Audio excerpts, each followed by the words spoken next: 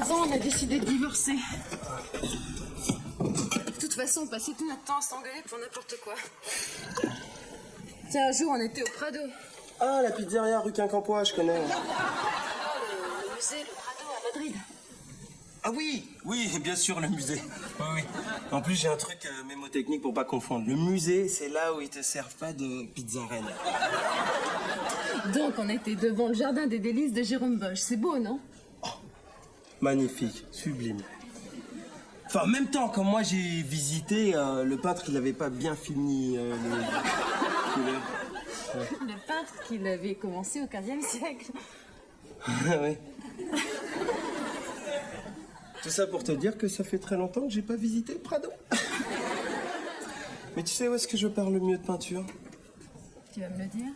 C'est chez toi, coquine. Bonjour. Julien. Je suis l'intérimaire pour le poste de brancardier. Ah oui, Clara m'a parlé de ta venue, oui. Eh ben écoute, là il y a Sabine, radiologue. Aimé, infirmier. Salut. Hop là! Non, c'est important l'humour au boulot, fiston. Hein. Ouais, bah je vais pas vous déranger. Ah non, mais tu nous déranges pas du tout, là. Hein. On était en train de parler peinture. Jérôme Bosch, tu connais? Attention, pas l'inventeur du lave-linge, hein, le peintre. Ah ouais, Bosch, le jardin des délices au Prado. C'est magnifique, non? Ouais, enfin, ce qui est étonnant, c'est surtout la quantité de personnages fantastiques qu'il a mis, quoi. Oh oui, t'as vu les personnages fantastiques, hein. Avec Spider-Man, Elastic Man, il y a Gnocman. Ouais, enfin, quand tu vois le tableau en vrai aussi, ce qui est frappant, c'est quand même le rapport entre le dessin et la couleur. Tu connais bien la peinture? Ouais, bah, je suis passé par les Beaux-Arts, mais ça veut rien dire. Hein. Je m'amuse à gribouiller de temps en temps quand j'ai le temps, sur la péniche. Ah, t'habites une péniche? Moi, j'aurais adoré vivre sur une péniche. Ah ouais? Ah ouais? Bah, je crois qu'il est temps de nous laisser maintenant, Julien. Allez, on file voir Clara? Allez, j'y vais. Allez, dégage. Elle est loin ta péniche? Non, bah non, d'ici, c'est 10 minutes à vélo. Ah, quand même, quand même. Ouais. Bon, allez, bonne journée, hein. À propos, mon peintre préféré, c'est Jéricho, hein. Jéricho, n'importe quoi. Pourquoi pas Jerry Lewis? Fabrice, est-ce que t'as lu ça? Quoi? Gilles de Gênes a eu le prix Nobel de physique pour... Attends, 2 secondes. Gilles de Gênes, c'est pas un physicien, c'est pas possible, il fait des assiettes. Non, tu confonds avec Guy de Graine. Attends, vas-y, alors, vas-y. Gilles de Gênes a eu le prix Nobel de physique pour ses travaux sur la captation moléculaire, dont les applications sont multiples, notamment l'école entre les plastiques et les polyesters. Tu te rends compte? Il a touché 1 million de couronnes. 1 million de couronnes? Il va en faire quoi de ces couronnes? Il a qu'une tête. Faudrait 1 million de têtes. Et les couronnes, c'est de la thune, c'est de l'argent, c'est de la monnaie suédoise. Ça fait 7 millions de francs. Ça se dit des coins en vérité. Ça s'appelle des coins, ça. Attends, 7 millions de francs pour de la colle? Il faut qu'on invente un truc. Tu t'es adressé à la bonne personne. Calme-toi 2 secondes. Tu sais, j'invente pas mal de choses, moi. Et en ce moment, je suis en train de travailler sur un gâteau apéritif révolutionnaire.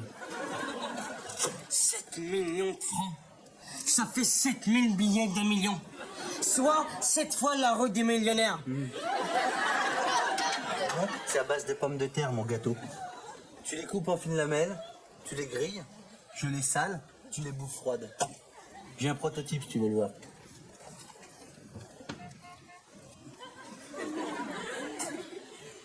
Et je peux te dire que c'est du boulot de faire ça, hein. C'est des chips. Pas terrible comme nom. Mais ça existe déjà. Comment ça existe? J'ai pas fermé la porte, ils ont dû venir. De toute façon, pour le prix Nobel de physique, il faut des trucs plus scientifiques. Ouais, je vois ce que tu veux dire, scientifique. Je connais pas grand-chose, moi, en scientifisme. Si. Quand j'étais petit, j'avais vu un film avec une machine à remonter le temps. Et ce que j'ai fait, j'ai essayé de refabriquer une machine à remonter le temps. Mais elle a jamais remonté le temps, en fait. Non, elle a pas marché. Enfin, elle a remonté le temps, si, mais lentement, et dans le futur, quoi. Comme une voiture. De toute façon, des mecs qui payent 7 millions de francs pour de la colle, on peut leur faire croire n'importe quoi. Les Suédois, ils sont comme ça. Hein. Les Suédois, tu peux leur faire manger des vessies comme des lanternes. Écoute, c'est vrai. Ouais. J'ai une super idée.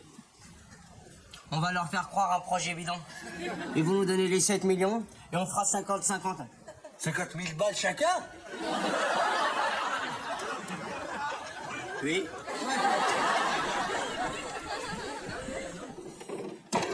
Bordel de service. Mais c'est mes truffes, ça. J'en ai même pas mangé une. C'est toi qui les as mangées? Non. Pas toi. T'es sûr? Je te dis que c'est pas moi. Ouais. Ça va être les truffes. Hein. C'est classique chez les truffes. Hein. Elles ouvrent les boîtes, elles soulèvent le couvercle et elles fuient l'hôpital. Je sais pas, c'est peut-être un patient. Oui, c'est ça va être un patient. Un patient truffier hein, qui est passé dans mon casier, qui a mangé toutes mes truffes. En tout cas, ce qui est sûr, c'est que ça va pas être toi. Oh, si c'est moi, je t'ai menti, voilà. Et depuis que Jean-François m'a quitté, je fais de la boulimie compensatoire. Mais pourquoi tu me l'as pas dit? Moi, je te les aurais donné avec plaisir, mes truffes. Parce que j'ai honte. Je suis obligée de manger pour combler le vide. C'est pas grave, hein, ça va s'arranger, t'inquiète pas.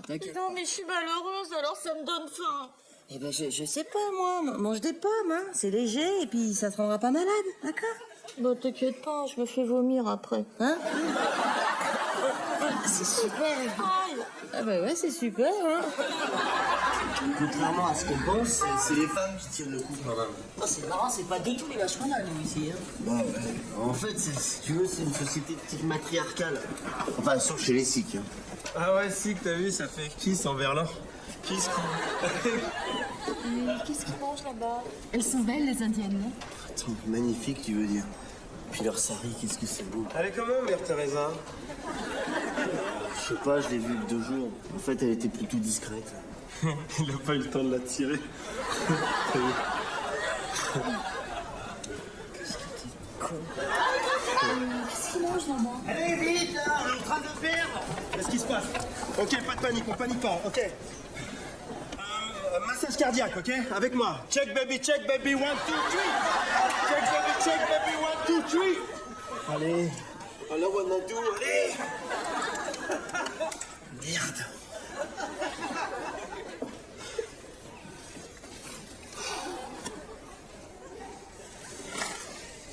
Vous faites partie de la famille du mort, madame. Il va falloir être très forte. Ok? Ça fait partie de notre mission à nous, les hommes en blanc. Enfin, en bleu clair, enfin en mauve, disons. De vous annoncer ce genre de nouvelles. Il faut savoir que le mort est... vivant! Eh ouais! Il est vivant. L'équipe. C'est quoi ces fringues que tu m'as dit de mettre là? Super démodé, on dirait un vieux. Maintenant, il faut qu'on trouve un prénom qui fasse vieux. René. Ancienne. Non, Arsène, ça c'est bien, Arsène. Maintenant, il faut trouver un nom de famille qui fasse vieux. Le pont. Arsène Le Pont. Lupin. Arsène Lupin. Et tu cherches un nom? Pour prouver l'efficacité de la pilule qu'on a inventée.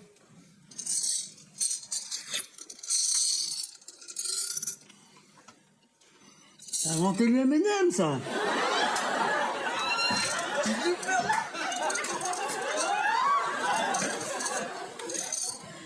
C'est une molécule de synthèse qui rajeunit. Il faut lui trouver un nom compliqué maintenant.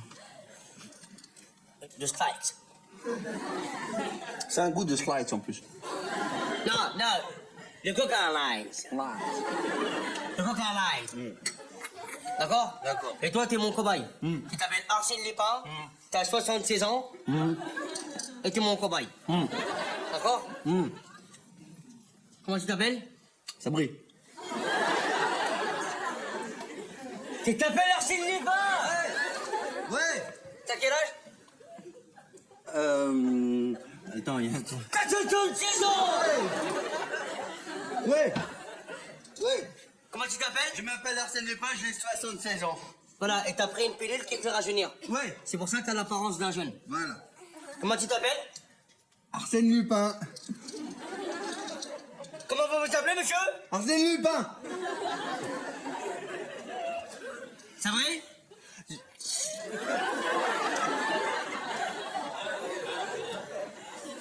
Monsieur Arsène Lupin? Ouais.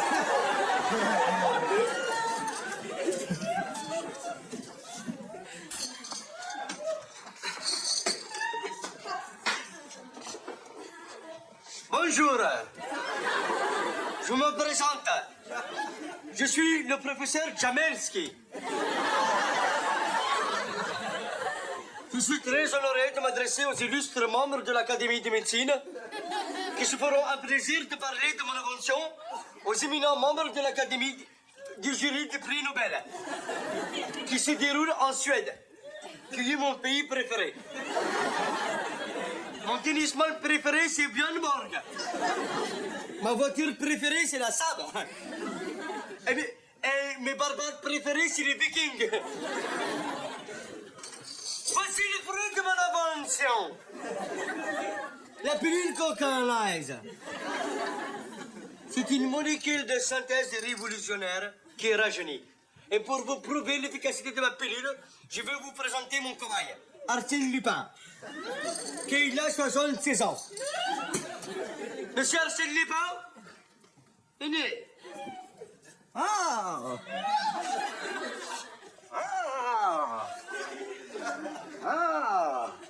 Excusez-moi, professeur Jamelski.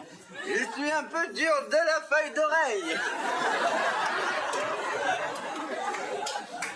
Alors, dites-moi, monsieur Arsène Lupin, quel âge avez-vous? J'ai 200 ans. 76 ans. Quel âge avez-vous? 76 ans. Moi? Dites-moi pas que c'est pas vrai. 76 ans? Mais comment est-ce possible? J'ai avalé une pilule que vous avez inventée. Et voilà. Fier comme un pigeon. Alors, écoutez-moi bien, messieurs et mesdames du jury. Immergeons-nous dans les détails de mon invention. C'est toujours important un peu de collation de 4 heures. Parce qu'après, tu sais pas le couper. Je peux voir? Touche pas à ma bouche, connard. Attends, je peux peut-être t'en prendre, hein. Je voulais juste voir comment c'était fait. Ça fait rond, c'est rouge, ça a une queue, ça s'appelle une pomme. C'est Clara qui m'a conseillé d'en manger. C'est vachement diététique, les pommes. Mais là, tu vois, t'as un peu de miel gelé et du sucre. Oh, je peux te prendre une taffe. Ouais. Vas-y.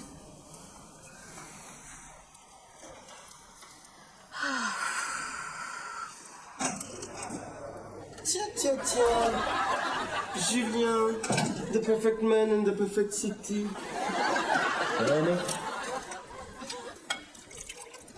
Ah, comme de par hasard, il y a juste assez de café pour une seule personne qui se trouve être moi tout seul. Ouais. Tiens, merci pour pendant le service. Alors, la vie est belle? Ouais. Hein, Sabine? Quoi, Sabine? Vas-y, je joue pas au con. Ouais, en fait, Sabine, elle m'a parlé de toi et je crois que t'as la barre avec elle. Ah ouais, t'as parlé de moi ou ça? Hein? Dans ta péniche? Ta petite cabine avec la petite Sabine? Du tout. Ah merde, voilà! T'es content avec tes conneries là? Attends, bouge pas, je vais te filer ma blouse. Non, c'est bon. Bah si. C'est bon, je te dis, ça va. Ça va, tu me la rendras demain, j'ai fini mon service, tiens.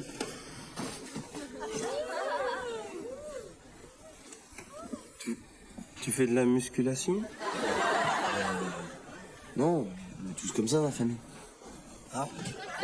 Aimez les radios de la chambre 23.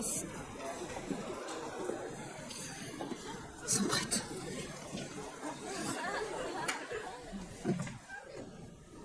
T'as fait exprès, t'es content, hein? Quoi? Hein, tu te fous torse nu juste quand Sabine elle arrive comme par hasard. Ah, je peux pas savoir qu'elle est rentrée. Ça va, c'est qu'il est rentré. Chers membres du jury, vous avez encore peut-être un doute. C'est normal entre scientifiques. Vous vous dites, mais comment est-ce possible? Ce Jamelski est-il un fou ou un génie? Eh bien, c'est les deux. Je suis un génie fou. Vous vous dites, comment est-ce possible? Est-ce que Arsène Lupin a bien 76 ans ou est-ce que c'est un imposteur?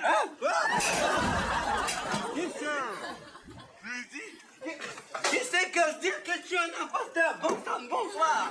J'ai 76 ans, je m'appelle Arsène Lupin. Pour vous prouver qu'Arsène Lupin a bien 76 ans, nous allons lui poser des questions auxquelles seul un vieux peut répondre. Monsieur Arsène Lupin, Oui, parlez-nous de la guerre. la guerre. 39-45. Faut choisir, piston, 39 ou 45. C'est pas tous les... Alors, 39. Celle où le peuple suédois s'est magnifiquement illustré par son courage. Celle où le peuple suédois nous a tous sauvé la vie. Celle où la bagarre et la baston coulaient à flot. je l'ai vécu. Je ne peux pas en parler. Ah si, faut parler pour la caméra. Non, c'est le passé, bonsoir. Pour l'écran, il parle aux ailes. Ça se voit que t'as pas vécu. Hein? Ça se voit que t'as pas connu l'horreur de la guerre. Hein? Ça se voit que t'as pas connu les vieux qui te regardent avec leurs grands yeux bleus comme ça. Hein? Et quand tu rompes dans les rizières, tout entouré de bridés mortels de merde. Hein? Et quand tu tournes avec leur kalachnikov comme ça, et qui te regardent, et qui chantent, et viva Hitler. Mes amis, monsieur, je les voyais tomber tous les jours autour de moi comme des bateaux-mouches. Tous les jours. Ouais. Hein? Faut pas m'énerver. Les merdes, j'ai fait sur moi, voilà. Vous avez bien la preuve que ce monsieur a bien 76 ans. L'expérience a été concluante. Alors, vive la science! Vive les Suédois! Et vive les Chris Proch! Télé, je regarde jamais. Si, enfin, de temps en temps, c'est un petit bouillon de culture. Dès qu'il y a un auteur de littérature écrite qui m'intéresse. J'adore Bernard Pivot. Il aime bien inviter les auteurs russes comme Steven Molotov. Du champagne? Ouais, j'avais pensé à... Enfin, c'est... de la part du monsieur. Ah bah Julien, c'est sympa. Hein? Tu veux boire un verre avec nous? Non, je pense pas, merci, c'est bien aimable. Merci. Merci beaucoup, au revoir. T'es où déjà? Ouais, je crois que j'allais essayer de t'embrasser et t'allais dire « Oh oui, je t'en supplie, embrasse-moi sur la bouche. » Ouais.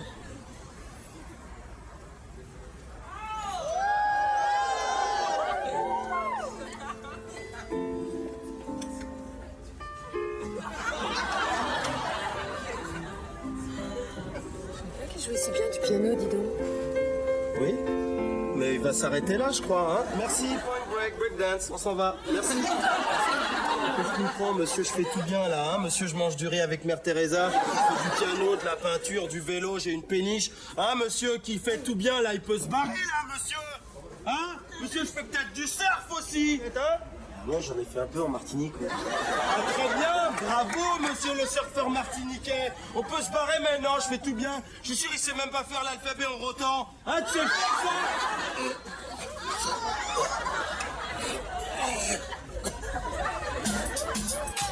Ah, ça me tracasse. Hein. Qu'est-ce qui te tracasse? Ah, t'as entendu ce que j'ai dit? Non, j'ai rien dit. C'est juste bête pour Julien. Bon, mais c'est agaçant. Va au fait. Qu'est-ce qui est trop bête? Ah, t'es pas au courant pour Julien? Non, j'ai rien dit. C'est un très bon intérimaire. Hein. Pour une fois qu'on en a un qui tient la route. Entièrement d'accord avec toi. Ça sera d'autant plus difficile de lui trouver un bon remplaçant. Une fois, il pousse que des grands cars, hein. Pas pousser non plus. Je peux pas te laisser dire ça. Ce type fait un boulot formidable avec les chariots. Surtout dans son état. Quoi, quel état? Qu'est-ce qu'il a? Il est malade? Ah non, oh là là, bien au contraire. Ah, il pète la forme, le petit Julien. Il est juste défoncé 24 heures sur 24. Qu'est-ce que t'es en train de me dire, là? Il se calme? Ah non, j'ai pas dit ça, c'est que de l'herbe. Ok, beaucoup d'herbe. Putain, mais c'est super grave, t'entends fumer des pètes dans un hôpital. Ah, je sais. T'imagines s'il pousse un patient dans l'escalier, s'il le fait tomber? Exactement, mais ça me court sur le haricot. Bon, moi je suis responsable du service, c'est hors de question. Hors de question de m'entendre de garder quelqu'un qui reste toute la journée. Ah, toute la journée, hein, je te le confirme. Clara, je respecte ta décision, hein, ok? Merci. Mais tu sais ce que j'en pense.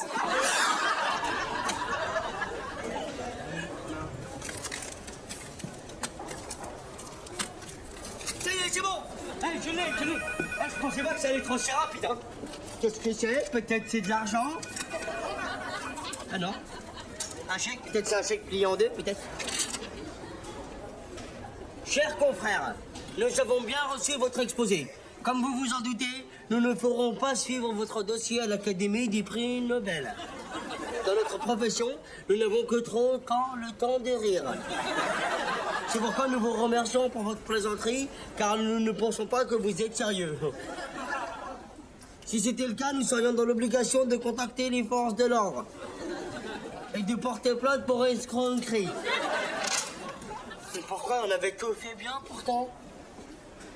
Et pourquoi ils ont dit non, on avait tout fait bien pourtant. C'est pas grave, ne t'énerve pas. Je sais ce qui compte dans la vie, mon petit gars, je vais te le dire, moi. C'est la santé. Rien de mieux que ça. La santé.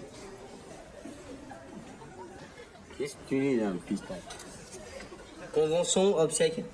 Et c'est pour faire quoi? Tu penses? Faire un petit pécule pour mes proches.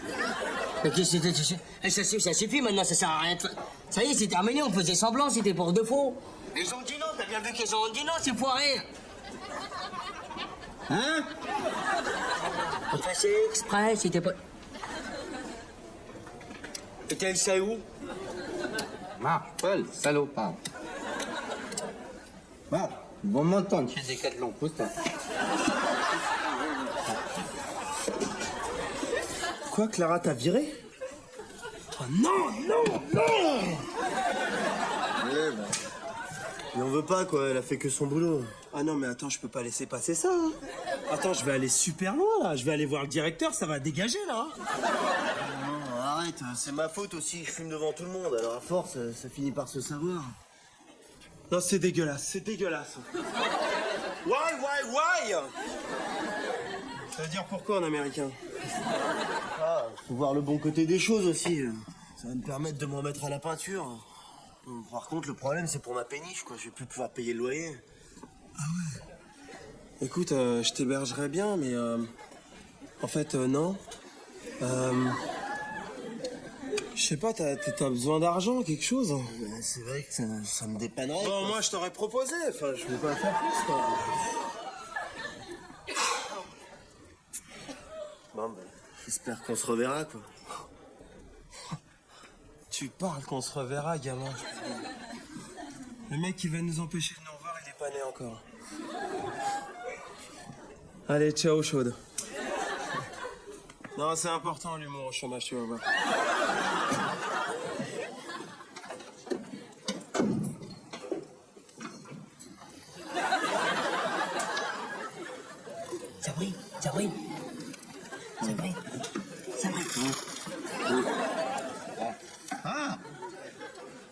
Ah, fiston, comment ça va? Ça va bien?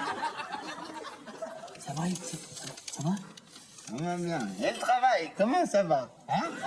C'est pas facile pour vous les jeunes, hein?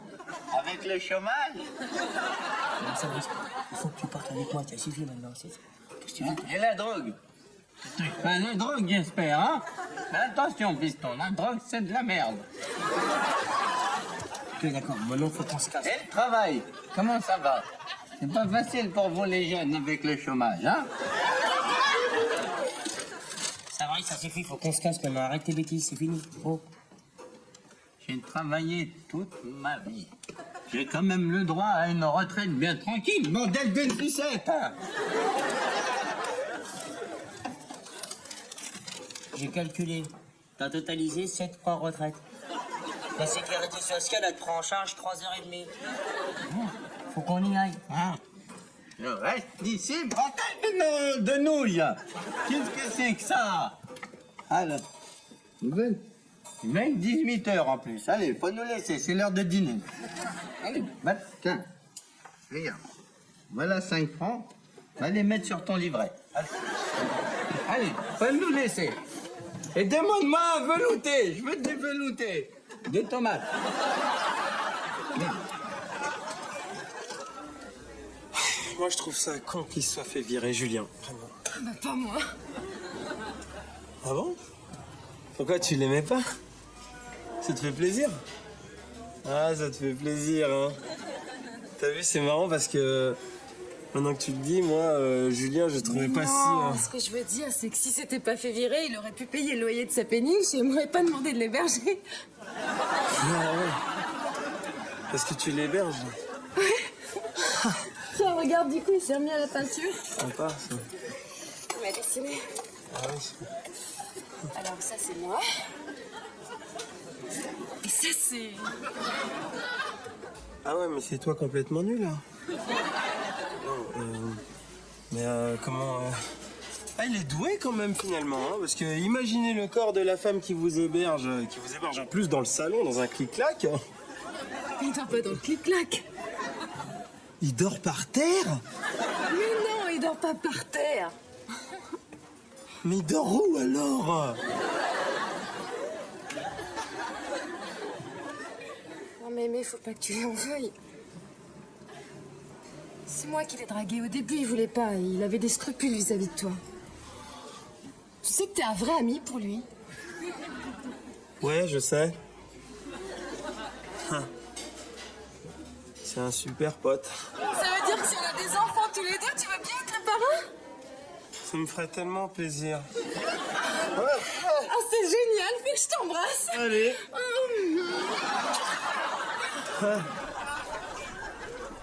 Ah, mais ça fait plaisir de vous voir. Ça va, arrête de gueuler, c'est bon, ça va, je suis pas sûr. Ah, t'as retrouvé ton âge normal? Ouais. Ah, comment ça fait plaisir? Ouais, et en plus, je suis amoureux. Tu sais, quand on aime, on a toujours 20 ans. Je peux te le présenter? Ouais. C'est qui? Ben, je vais te le montrer. Voilà. C'est Jeanne. Jeanne, Jamel, Jamel, Jeanne. Ah, C'est bien. oh, ça va. Ça va? On y va? Allez, viens. Avancez le coude, comme ça. Et faites... C'est bien. Maintenant, on va passer à ce bras, avec ce bras, comme ceci, des petits mouvements circulaires. Et maintenant, vous vous levez et vous dites arrête de te foutre de ma gueule, sinon tu vas en prendre. C'est bon. La télé, elle marche pas. Alors, qu'est-ce que je vais faire pour la regarder? Bah, vous la regardez, mais elle marche pas. Mais mec, je voulais te demander un petit service. Parce que la dernière fois, j'ai fait une petite connerie. J'ai oublié de remplacer les bouteilles d'oxygène en salle de réanimation. Et il y a Vasquez et Pelletier qui m'ont dit eh oh, pas remplacer les bouteilles d'oxygène en réanimation. Moi, j'ai dit quoi? Mais t'es qui, toi, pour me dire va remplacer les bouteilles d'oxygène en réanimation? Tu crois que t'es qui? Après, il a commencé à voir que j'étais énervé, il a essayé de m'amadouer. Ça m'a énervé, ça c'est du sport. Et je me suis dit, moi, bon, les bouteilles d'oxygène, c'est pas très, très grave. C'est grave, ouais, mais c'est pas très, très grave. Parce que... Ça va être long, là, l'histoire, encore, ou pas? Non, mais comme j'ai déjà un blâme, et que le directeur, il a les boules, parce qu'ils et Pelletier, ils ont été portés plainte auprès de lui. Oh, moi, je suis dans la merde, hein. C'est sûr, je vais me faire virer. Il va faire nuit, là. Faut finir l'histoire en 2 phrases, maximum. je me suis dit que aimer comme t'es mon ami, peut-être que toi, par gentillesse et par sympathie à mon égard, tu irais voir le directeur pour aller te dénoncer à ma place. Comme ça, je me ferais pas virer. Ouais, d'accord. Comme ça, oui, d'accord. J'ai dit oui, d'accord, sans me poser aucune question. Mais attends, Jamel. T'es mon ami, je te rends un service, c'est tout. Ah bon? Écoute, tu sais, il y a 15 jours, j'ai un petit peu poussé l'ambulance, je me suis fait choper par les flics. Et je me demandais si tu pouvais passer au commissariat et dire que c'était toi qui roulais à ma place. Ouais, parce que comme il ne me reste plus de points sur mon permis, on disait.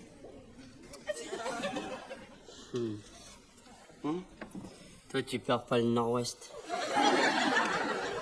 Jonathan, il est mort du pigon. Bah oui, mais je t'ai dit, il a abusé en 74, après il était indien. Non. Il a avalé un verre. On pourrait faire ça ailleurs quand même, on n'est pas dans une auberge espagnole ici. Quoi? Les deux pédés qui s'embrassent là, c'est quoi? Parce que deux hommes s'embrassent sur la joue, ils sont forcément amoureux. Ouais, bah si. Sauf si c'est une fille, là, ça serait normal. Ah, là, t'es préjugé à la con, là. Tu vois pas qu'ils se disent bonjour? Oui, qui dit bonjour.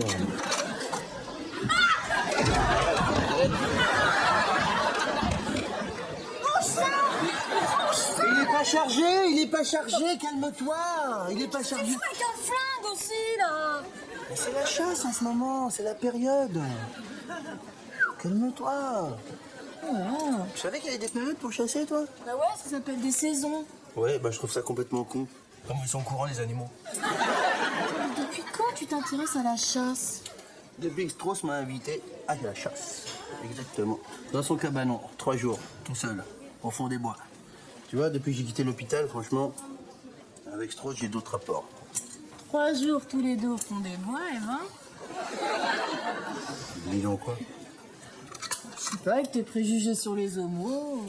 Ouais, mais je vois pas de rapport. À 2 hommes ensemble. Et cueillir les jonquilles. On va chasser, c'est tout. C'est une amitié virile. Ah ouais, d'accord. Bah, écoute, je trouve ça beaucoup plus ambigu, 2 hommes dans un cabanon que 2 hommes qui sont la bise. Oh, comment t'es jalouse? Oh, comment t'es jalouse? Pourquoi t'es jalouse comme ça? Faut pas être jalouse, tu sais, parce qu'on n'emmène pas de femmes. Oh là là, tu sais, la chasse, c'est un truc de mec, faut que tu comprennes ça. Regarde, on dit bien un chasseur, hein? On dit un lapin, on dit un fusil, on dit... Un macho. Il y a beaucoup de femmes qui s'intéressent à la chasse, hein. Moi, par exemple, j'adore ça. Tu chasses quoi, toi? Les sangliers empaillés sur le mur de mon salon, tu crois qu'il vit tout seul? Ouais, bah nous aussi, on chasse du sanglier, ma petite. Mais c'est pas de l'empailler, c'est du vivant. Ok. On va même essayer d'attraper des loups. Ah ouais? Ouais. J'ai un piège spécialisé pour ça, regarde. Bon, là, il est un peu rouillé, forcément, mais... Je vais te l'ouvrir, tu vois. Attention, tu vas te faire mal. Bah, ça va, je suis pas... Attention. Ça va. Ça va bien. Ah! Oh, putain!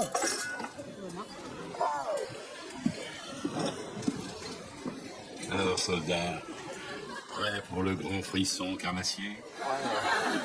Attends, tu t'es fait mal, petit, c'est fâcheux. Non, ça va. Ça ira? Bon, bah tu viens me voir tout à l'heure, hein, parce qu'il faut pas laisser ça comme ça peut empirer. Hein. Je le sais, j'ai des amis médecins.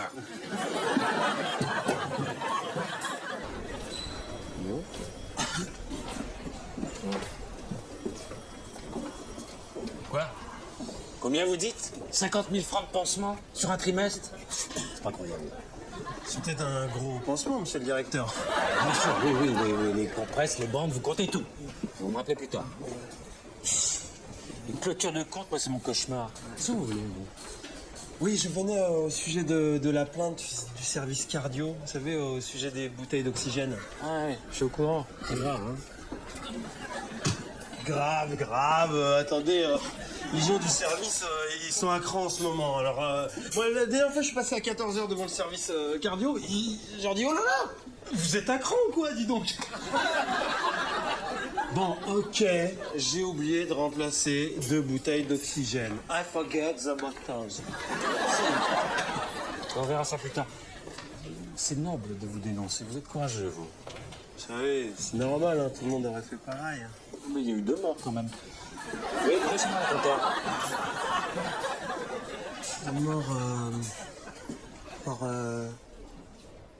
Décédé, c'est une pratique d'activité sportive. C'est ça, oui, de mort.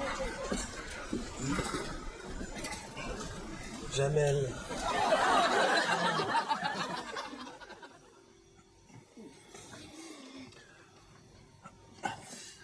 Vous mettez pas de blues, là? Mais il n'y a pas de tourne-disque ici. Et puis de toute façon, j'écoute que du classique. Non, je parle de vos vêtements. Vous avez... Ah, t'es pas au courant?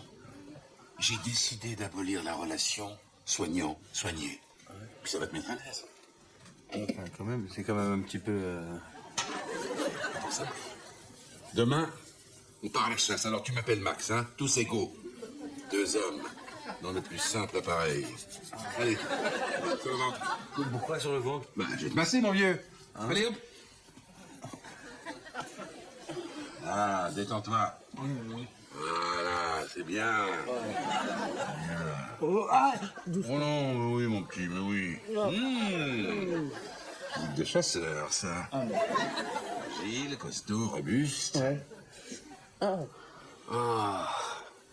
Je nous imagine tous les deux en train de giboyer dans les fourrés et de débusquer les sangliers. Et parfois, les sangliers s'accouplent, hein. C'est là qui sont les plus vulnérables. Hein, tu as déjà vu des sangliers s'accoupler? Non, non. Tu as jamais vu? Non. Ah bah c'est très étrange. ah ouais, dis donc. Tous des cris curieux. Du genre... Voilà, ah, ça va mieux. Ah, oh, merci. Ça vous fait du bien, hein? Bon, alors, si tu as des problèmes ce week-end, tu as mal, hein? Oui. Tu m'appelles, je te ramasserai. Justement, à propos de ce week-end, je trouve pas que c'est très prudent, moi, de partir comme ça, tous les deux hommes, enfin isolés. Si nous arrive quelque chose... Oui, ça brille la solitude. La meilleure façon de découvrir un homme. J'avais pensé à Béa. Oh non, possible, oh non. Oh non. Les femmes, ça fout la merde partout. Ouais. Elle pourrait nous aider. Ah oui. Ah oui, t'as peut-être raison. Pour effrayer le gibier.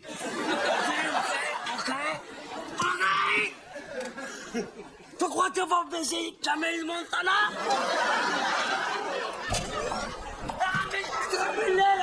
Qu'est-ce que c'est que ce plan foireux que tu m'as fait? Qu'est-ce que c'est que ce plan foireux que tu m'as fait?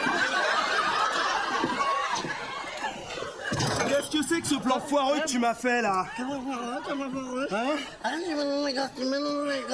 Les 2 bouteilles d'oxygène, il y avait 2 mecs sous assistance respiratoire, 2 morts! Putain, pourquoi tu me l'as pas dit? Ah, mais je n'ai pas rentré dans le détail quand même. Attends, mais quoi? Qu'est-ce que vous... Attends, mais moi, j'étais sûr que t'allais te dénoncer, c'est le directeur. Je le savais, ça, hein? Mais attends. Évidemment, c'est toi qui me l'as demandé. Eh ben voilà! Monsieur, il est dans la merde, après ça vient pleurer. Eh ben, c'est pas la peine de pleurer maintenant, hein. C'est trop tard, hein. Bon, Jamel, j'ai le choix.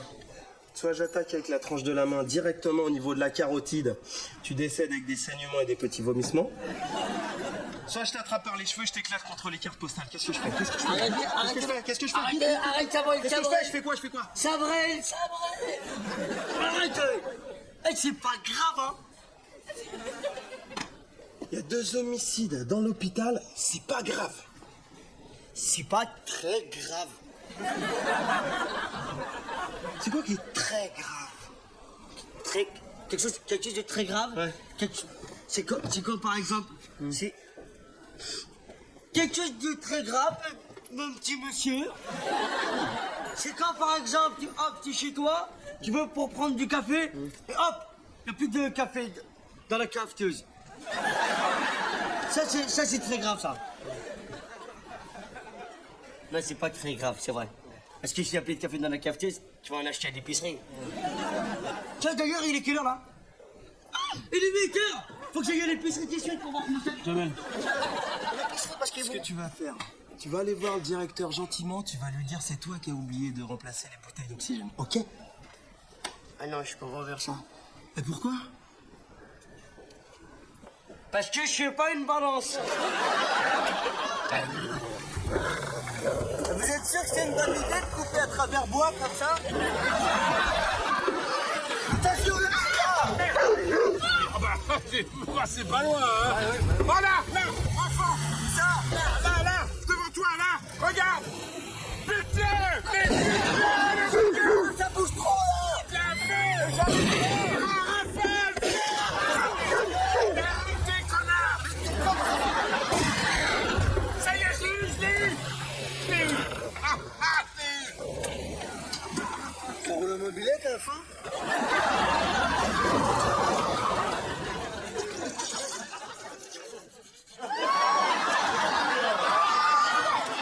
Oh, je suis raté, toi. T'es pas raté, toi. Si. Bon. Demain, réveil 6 heures, comme le soleil. Castor, c'est matinal. Et aussi, les perdrix, au-dessus de l'étang, en demain, un bain de sang sans bruit, un holocauste cinégétique, comme à la parade. Toi et moi, côte à côte, fusil à l'épaule. Demain restera un jour noir pour le règne animal. Bon.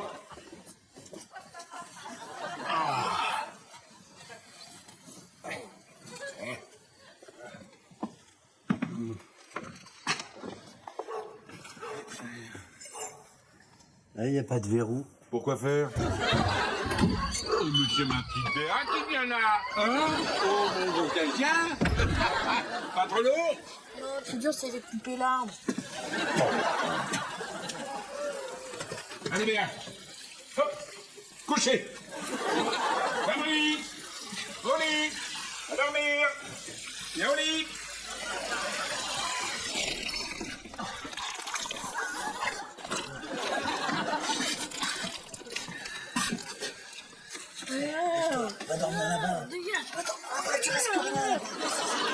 Arrête de l'énerver, viens te coucher, Sabri, maintenant, faut dormir. Non. Je vais dormir par terre, je vais être bien par terre. C'est complètement idiot. Pourquoi c'est idiot? Il a l'air très confortable ce parquet, il est bien. Enfin, c'est ridicule, c'est un lit à 2 places. Mais non, c'est la nature, allez, oh, enfin, comme les trappeurs. Allez.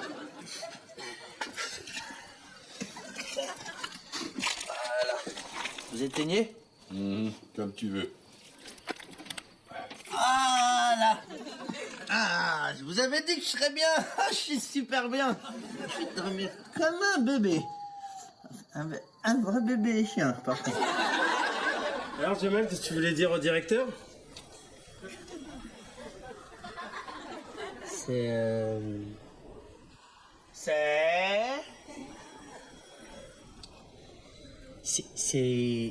Ben, on va pas y passer tout l'après-midi. Monsieur le directeur a raison, Jamel. On va pas y passer tout l'après-midi.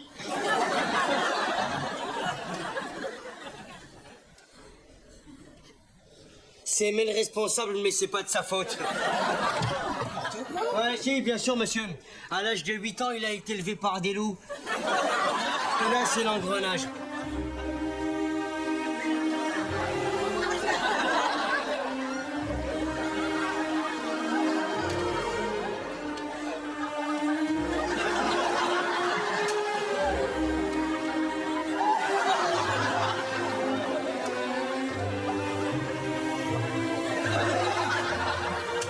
C'est pas vrai, mon père il a pas tué Kennedy, c'est n'importe quoi.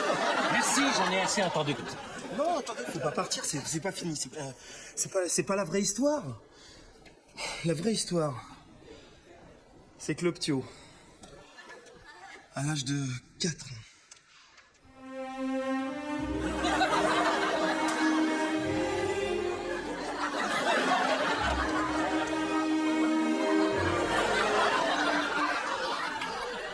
Ça va.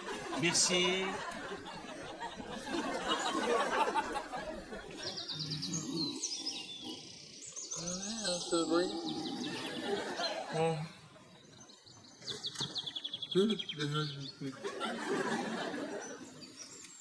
Oh, merde 10 heures. Debout là-dedans. Alors, ça y est, hein?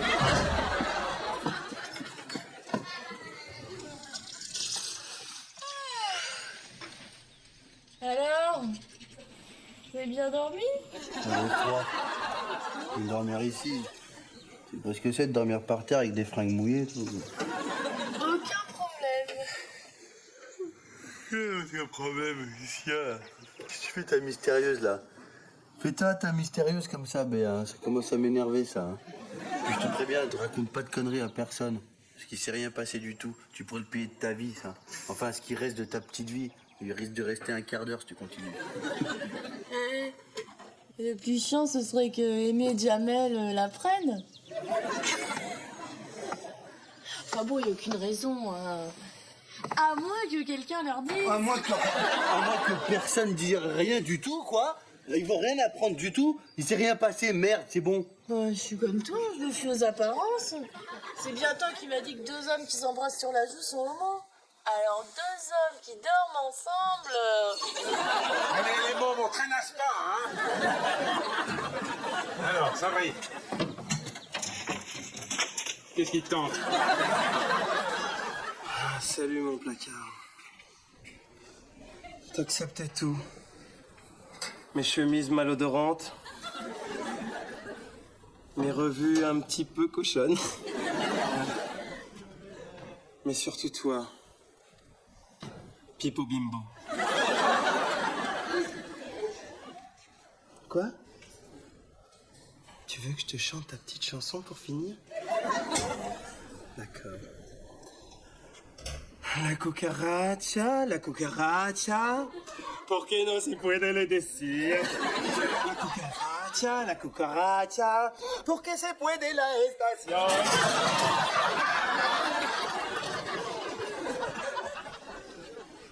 Je suis là, je te regarde ranger tes affaires. Je me dis comment on a pu se foutre dans cette merde, et moi et toi. Je sais ce que tu vas me dire, Aimé. C'est pas grave.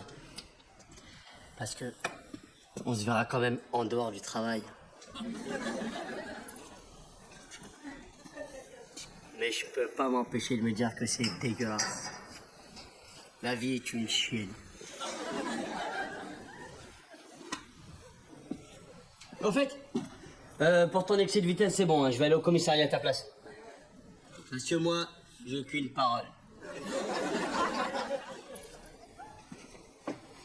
Bon virement. Ah, Aimé, j'ai appris pour ton histoire de meurtre. Ah, c'est moche. Je te vois ranger tes affaires, tu vas partir et on peut rien faire. Mais comment t'as pu te mettre dans un merdier pareil? Ah, je sais ce que tu vas me dire. Ferme ta gueule. Je ne pensais pas que tu allais me dire ça, par contre. Bon, pour le casier, laisse tomber, hein, je nettoierai moi-même. Ça, c'est pratique, ça me fera un double casier, une sorte de casier duplex. Hein. Voilà. Mon virement. Ah, mais c'est ça. Monsieur le directeur. Laissez-nous, madame. Je sais ce que vous allez me dire. Je viens de finir les comptes. C'est avec des gens comme vous qu'on pourrait résorber le trou de la sécu. Je comprends pas les mots que vous assemblez. Vos 2 victimes, en fait, ça fait des semaines qu'ils sont cliniquement morts. Vous savez combien ça me coûte de maintenir en vie un malade? 80 000 francs par jour, par tête de pipe. Alors vous imaginez les économies grâce à vous. C'est mon métier un peu, hein. Bien sûr, l'affaire sera classée. On trouvera un défaut de soufflet du réanimateur. Continuez comme ça?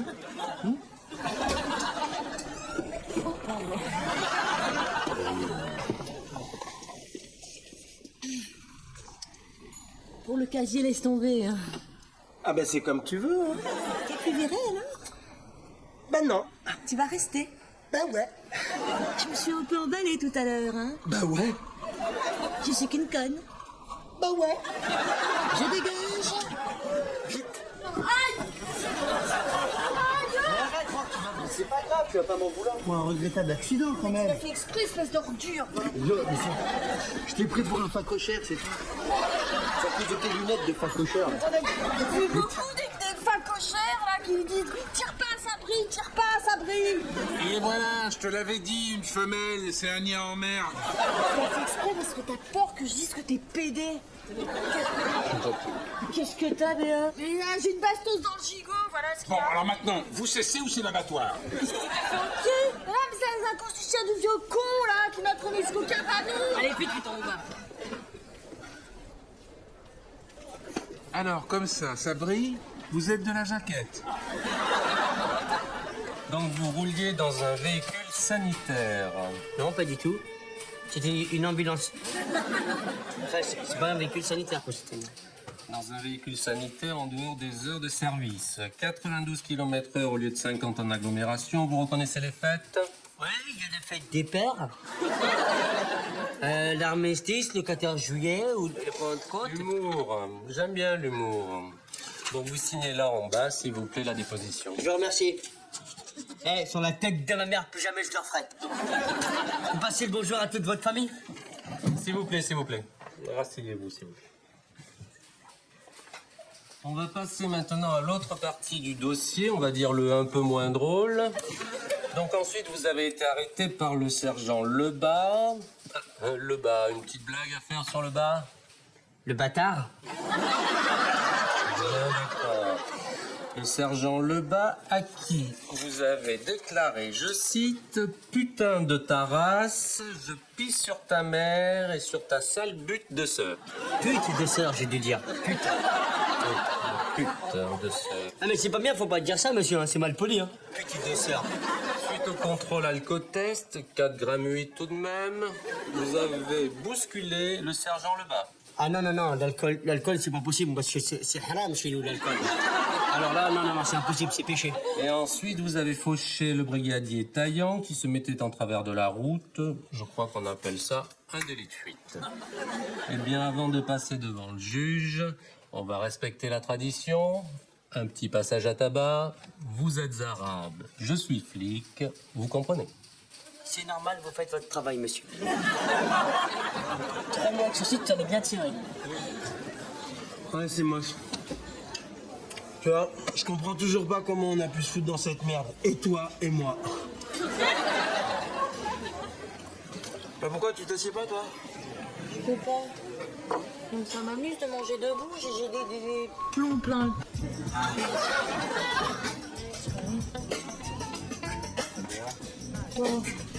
Faudrait m'excuser pour t'avoir tiré dessus. Ça avant. Ouais, mais non, mais je m'en veux quand même. Et puis tu sais, le chien de professeur Strauss, Mao Tse-tung. C'est bon. Non, mais je t'ai vengé. Je t'ai vengé pour me faire pardonner. Le jardin des délices et les ambitions secrètes. La vie au sein de l'hôpital n'était jamais un long fleuve tranquille, mais ce jour-là, les conversations prenaient une tournure particulièrement culturelle et philosophique dans les couloirs du service. Aimé, le visage empreint d'une nostalgie teintée d'amertume, s'était installé près du comptoir pour confier ses déboires sentimentaux à qui voulait l'entendre. Il soupira profondément avant de planter le décor de son ancien mariage. Et au bout de 3 ans, on a décidé de divorcer. De toute façon, on passait tout notre temps à s'engueuler pour n'importe quoi. Tiens, un jour, on était au Prado. Sabri, qui passait par là avec son éternel sourire naïf et sa blouse blanche un peu de travers, s'arrêta net, les yeux illuminés par une soudaine lueur de compréhension divine. « Ah, la pizzeria rue Quincampoix, je connais », lança-t-il avec une assurance désarmante. Aimé leva les yeux au ciel, feignant le désespoir face à une telle inculture géographique et artistique. « Non, le musée, le Prado à Madrid », rectifia-t-il en insistant sur chaque syllabe. « Ah oui, bien sûr, le musée », se rattrapa Sabri, hochant la tête avec vigueur comme pour effacer sa bévue. « Oui. En plus, j'ai un truc mnémotechnique pour ne pas confondre. Le musée, c'est là où ils ne te servent pas de pizza reine. » Aimé décida de ne pas relever le néologisme culinaire de son collègue et préféra se replonger dans ses souvenirs madrilènes, décrivant la scène avec une grandiloquence digne des plus grands récits dramatiques. Donc, on était devant le jardin des délices de Jérôme Bosch. C'est beau, non? Oh, magnifique, sublime, acquiesça Sabri, bien qu'il n'ait probablement aucune idée de la forme du tableau. Enfin, même temps que moi, j'ai visité le peintre qui ne l'avait pas bien fini. Le peintre qui l'avait commencé au XIVe siècle. Ah oui. Tout ça pour te dire que ça fait très longtemps que j'ai pas visité le Prado. Mais tu sais où est-ce que je parle le mieux de peinture? Tu vas me le dire, répondit Aimé, un brin résigné. C'est chez toi, coquine, murmura Sabri avec un clin d'œil totalement hors de propos. C'est à ce moment précis qu'un jeune homme à l'allure décontractée et au charme évident fit son entrée dans le service. Il portait un sac en bandoulière et affichait un sourire serein qui contrastait avec l'agitation habituelle des lieux. « Bonjour, dit-il d'une voix posée. Julien. Je suis l'intérimaire pour le poste de brancardier. » Aimé se redressa instantanément, adoptant une posture de chef de file bienveillant mais ferme.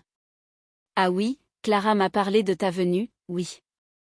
Écoute, là, il y a Sabine, la radiologue. Et mes infirmiers. Salut. Hop là. » Il fit un petit geste de la main, une sorte de salut militaire revisité, avant d'ajouter à l'attention de Julien, « C'est important, l'humour au boulot, fiston. » Julien, nullement intimidé, sourit poliment. « Je ne vais pas vous déranger. »« Ah non, mais tu ne nous déranges pas du tout, là, » s'exclama Aimé avec enthousiasme. On était en train de parler de peinture. « Jérôme Bosch, tu connais ? Attention, pas l'inventeur du lave-linge, le peintre. » « Ah ouais, Bosch, le jardin des délices au Prado. C'est magnifique, non ? » « Ouais, enfin, ce qui est étonnant, c'est surtout la quantité de personnages fantastiques qu'il a mis, quoi, répondit Julien d'un ton connaisseur, posant un regard analytique sur la discussion. Aimé, voulant immédiatement reprendre le dessus et ne pas se laisser impressionner par les connaissances du nouvel arrivant, enchaîna de plus belle. Oui, tu as vu les personnages fantastiques, hein ? Avec Spider-Man, Elastic Man, il y a Knockman. Dis, c'est. Julien le coupa gentiment, poursuivant sa propre réflexion esthétique sans prêter attention aux super-héros inventés par Aimé. Ouais, enfin, quand tu vois le tableau en vrai, aussi, ce qui est frappant, c'est quand même le rapport entre le dessin et la couleur, quoi. Tu connais bien la peinture, demanda Sabine, qui venait d'apparaître dans le couloir, visiblement captivée par la prestance et l'érudition du jeune brancardier. Ouais, bof, je suis passé par les beaux-arts, mais ça ne veut rien dire, répondit humblement Julien. Je m'amuse à gribouiller de temps en temps, quand j'ai le temps, sur la péniche. Ah, tu habites une péniche, s'extasia Sabine, les yeux brillants d'admiration pour ce mode de vie si bohème. Ouais, confirma le jeune homme. Moi, j'aurais adoré bouffer sur une péniche, intervint Sabri, qui n'avait visiblement pas abandonné ses obsessions gastronomiques. Ah ouais, répondit Julien, amusé. Aimé, sentant une pointe de jalousie pointer le bout de son nez devant l'intérêt manifeste de Sabine pour Julien, décida qu'il était grand temps de mettre un terme à cette idylle naissante. Bon, je crois qu'il est temps de nous laisser, maintenant, Julien. Allez, on file voir Clara ? Allez, j'y vais. Allez, dégage. Et les mois de péniche, demanda Sabine, ignorant superbement les tentatives d'éviction d'Aimé. Non, bah non, d'ici, c'est à 10 minutes à vélo, expliqua Julien en s'éloignant lentement. Ah, quand même, souligna Sabine. Ouais, conclut le jeune homme. Bon, allez, bonne journée, hein. À propos, mon peintre préféré, c'est Géricault, hein. Géricault ? N'importe quoi, grommela Aimé une fois que Julien fut hors de portée. Pourquoi pas Jerry Lewis ? Des couronnes et des chips révolutionnaires. Pendant ce temps, dans une autre section du service, Jamel courait dans tous les sens, un journal froissé à la main, l'air totalement surexcité par une nouvelle qu'il venait de lire. Sabri. Est-ce que tu as lu ça ? Quoi ? Demanda Sabri, qui tentait tant bien que mal de ranger des dossiers médicaux. Gilles de Gênes a eu le prix Nobel de physique pour. Non, attends, une seconde, s'interrompit Jamel, pris d'un doute subit. Gilles de Gênes, c'est pas un physicien, c'est pas possible. Il fait des assiettes. Non, tu comprends, avec Gué et 2 graines. Attends pour moi. Vas-y, alors, vas-y. Gilles de Gennes a eu le prix Nobel de physique pour ses travaux sur la captation moléculaire, dont les applications sont multiples, notamment l'école entre les plastiques et les polyesters. Tu te rends compte? Il a touché 1 million de couronnes. 1 million de couronnes, répéta Sabri, les yeux ronds comme des soucoupes, laissant libre cours à son imagination débordante. Mais il va en faire quoi, de ces couronnes? Il n'a qu'une tête. Ou alors, il faudrait 1 million de têtes. Jamel soupira, désespéré par le manque de pragmatisme financier de son ami. Mais les couronnes, c'est de la thune, c'est de l'argent, c'est de la monnaie suédoise. Ça fait 7 millions de francs. Ça se dit des coins, des coins. Ça s'appelle des coins, ça. Attends, s'exclama Sabri, subitement frappé par la démesure de la somme. 7 millions de francs pour de la colle? Il faut qu'on invente un truc. Tu t'es adressé à la bonne personne, répliqua Jamel avec un sourire carnassier. Calme-toi 2 secondes. Tu sais, j'invente pas mal de choses, moi. Et en ce moment, je suis en train de travailler sur un gâteau apéritif révolutionnaire. 7 millions de francs. Ça fait 7000 billets d'1 million. Soit 7 fois la route du millionnaire. C'est à base de pommes de terre, mon gâteau.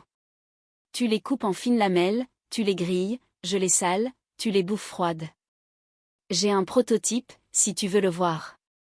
Et je peux te dire que c'est du boulot de faire ça.